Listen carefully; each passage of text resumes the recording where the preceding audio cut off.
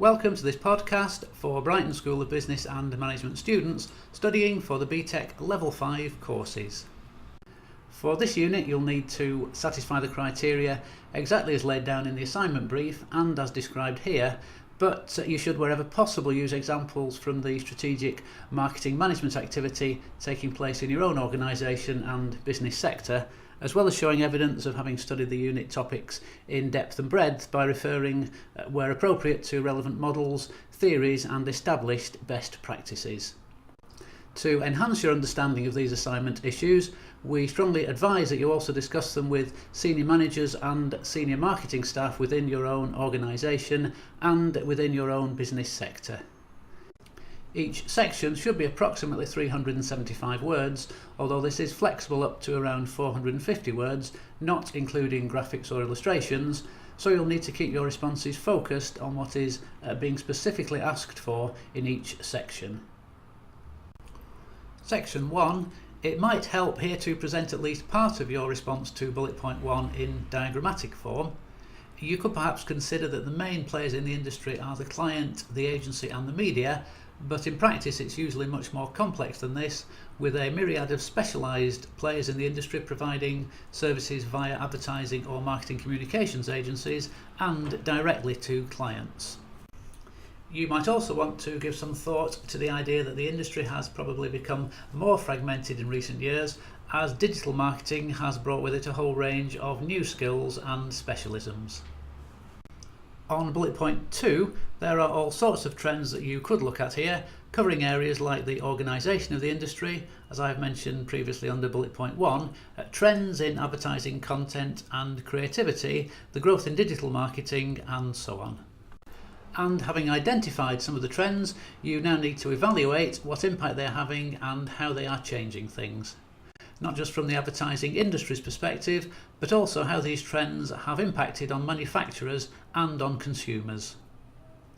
On bullet point 3, I think it is important here that you use actual examples to illustrate the theory, so find some campaign examples ideally related to your own organisation or sector and show using some of the established models how these campaigns might have impacted on consumer behaviour.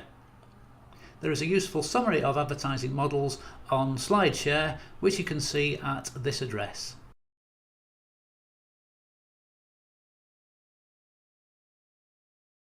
Section 2, which is looking specifically at advertising, I would define advertising here as paid for space or time across all media, so that would include everything from TV and radio to Google AdWords, 48-sheet posters, digital billboards, mobile advertising and so on.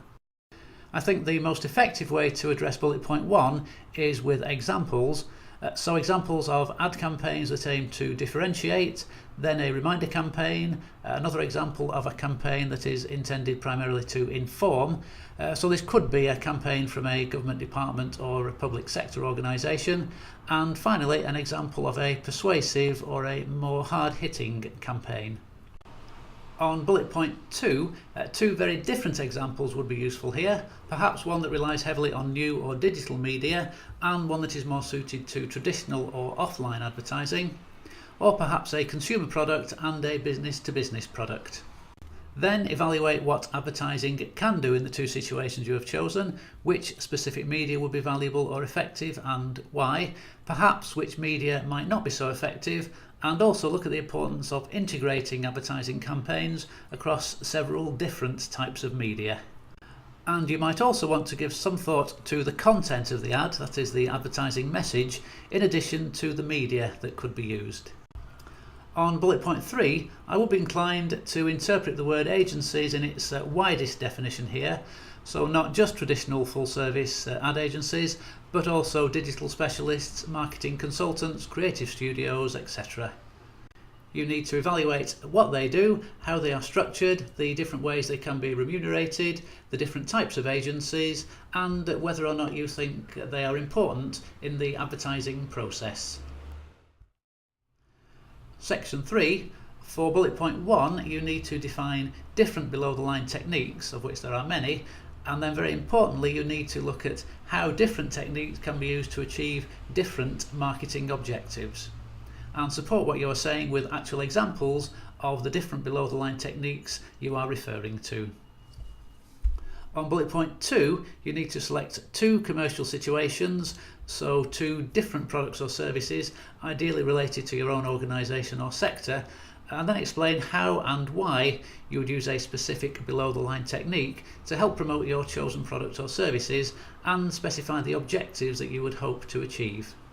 You should also give some thought to how you would intend to evaluate the success of the 2 techniques that you have chosen. Section 4. For this section you need to choose a product or service for which you can develop an integrated promotional strategy, ideally from your own organisation or sector, or one that you can research.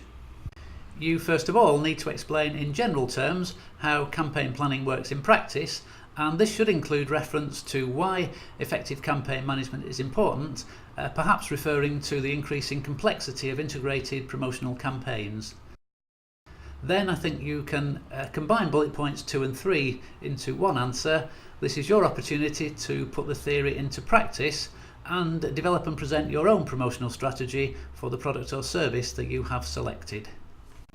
You need to keep in mind that you have been asked to develop an integrated campaign, which means several media working together, and you need to provide a rationale to justify why you have selected the media that you have chosen. Your campaign needs to be cost effective, so you need to cost out the campaign, bearing in mind the campaign needs to be affordable and needs to bring a return on the investment. Your promotional plan needs to be clearly and logically presented with clearly defined objectives and a realistic timetable, and you need to include recommendations for how you would monitor and evaluate the effectiveness of your campaign. You also need to keep in mind that the promotional strategy is not just about the media that you would use. You need to give some thought to the creative content and to campaign management.